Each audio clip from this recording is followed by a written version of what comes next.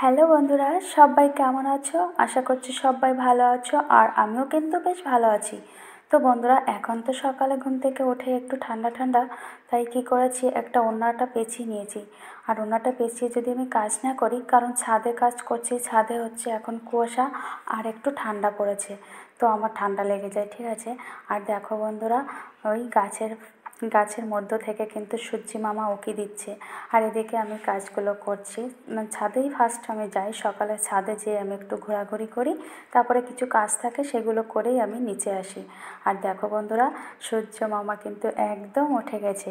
সকাল থেকে রাত এখন হচ্ছে কাজে ব্যস্ততা, সারা দিন শুধু একটার পর একটা কাজ আর কাজ।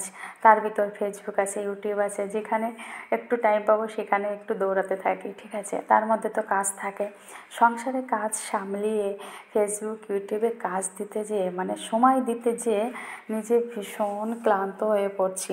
মনে হচ্ছে সারা দিনটা, মানে 24 ঘন্টাই যদি দিন হতো তাহলে মনে হয় আরও ভালো হতো।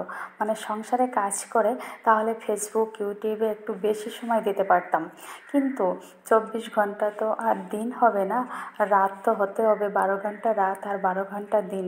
এটা না হলে আবার কী করে হবে বলো?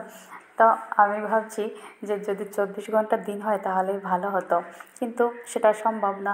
তো দেখো বন্ধুরা, উপরের কাজটা কমপ্লিট করে নিচে চলে এসেছি, আর নিচে এসে আমি আজকে বেডশিটটাও পাল্টে নিলাম। তারপরে নিজে একটু ফ্রেশ হয়ে এই যে রান্নার কাজে চলে এসেছি। আমাদের মেয়েদের যাই করো না কেন, রান্না তো করতেই হবে না, রান্না না করলে হবেই না। তাই রান্না বান্না শুরু করে দিয়েছি সকাল সকাল। তো আজকে ফুলকপি আলু দিয়ে রুই মাছ করেছি, শাক ভাজি করেছি, ব্যাস এটাই করেছিলাম। তারপরে এই যে রান্নার কাজ করার পর তো কত কাজ থাকে। তারপরে দেখো বন্ধুরা, আমাদের ক্ষেতে যে সবজির যে ক্ষেতটা আছে সেখানে গিয়েছিলাম।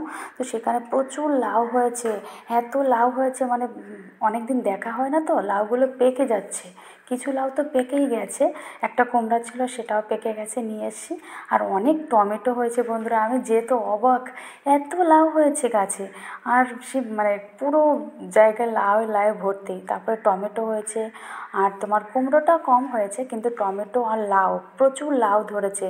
মানে কি বলবো তোমাকে, আমি দেখে তো হতভম্ব হয়ে গেছি যে অনেক দিন আসা হয় না, তো অনেক লাউ ধরেছে। আর আমাদের বাড়িতে যে টবগুলো করা হয়েছে, ওখানে তো আর বেশি হয় না, যতই যত্ন করি না কেন ওখানে বেশি ফল হয় না, কিন্তু এই খেতে মাঠের জমিতে মানে এক জায়গায় কিছু একটা গাছ লাগিয়ে দিলেই তার থেকে ফল পাওয়া যাচ্ছে, কোনো যত্ন ছাড়াই।